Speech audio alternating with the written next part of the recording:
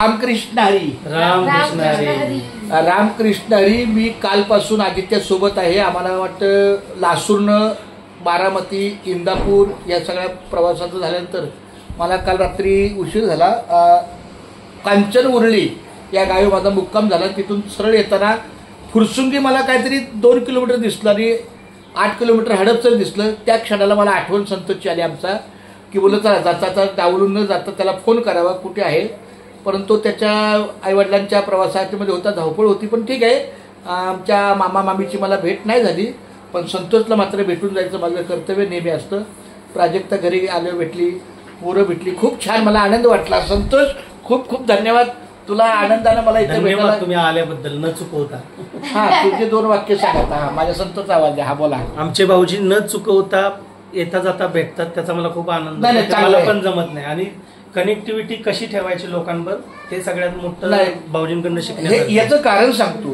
कारण माझ्या जगण्याचा एकच वाक्याचा मूळ मंत्र आहे, नाही क्षणाचा भरवसा, उद्याचा दिवस उजळेल कसा. मला माहिती आहे की मी आज जिवंत आहे, आज मला सहज भेटता येतं. मी कधीतरी जाईल, मग मी फ्री होईल, तोपर्यंत मला उद्याची माहितीच नाही ना. नाही 100 वर्ष वाले. अरे तसं नाहीये. हे बोलणं ठीक आहे, पण हे सुद्धा वायफळ बोलणं आहे. हरी बोला नाहीतरी आबोला, व्यर्थ गलबला करू नका, नको नको मान, नको अभिमान, सोडी मी तू पण तोच सुखी. हे जगण्याचं मूलमंत्र आहे आणि म्हणून मी शक्यतो टाळत नाहीये.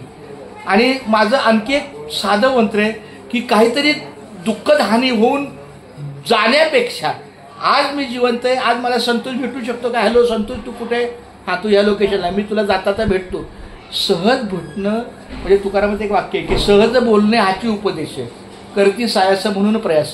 त्यामुळे मला असं वाटतं की इथं राहिलं आणि 2 मुक्काम केला म्हणजे आपलं फार दृढ नातं आहे असं नाही आहे.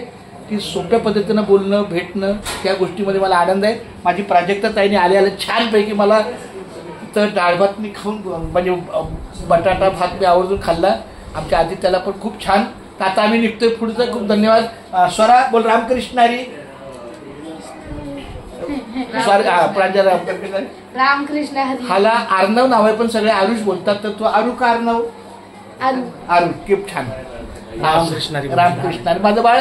आणि ह्या माझ्या आदित्याला खूप खूप धन्यवाद की त्याने कालपासून मला खूप गाडीचं सहकार्य केलं आणि आता पुढे पण करणार आहे. तो मला बोललाय की पप्पा माझी 10-15 मिनिटाची जर भूमिका झाली डेलीची तर मी आज पण तुम्हाला सहकार्य करू शकतो. देव करू त्याला चांगली सद्बुद्धी दे आणि होता होईल तेवढं माऊलीच्या कार्याला त्याचं सहकार्य मिळो हीच पाठराखांची प्रार्थना. रामकृष्ण हरी.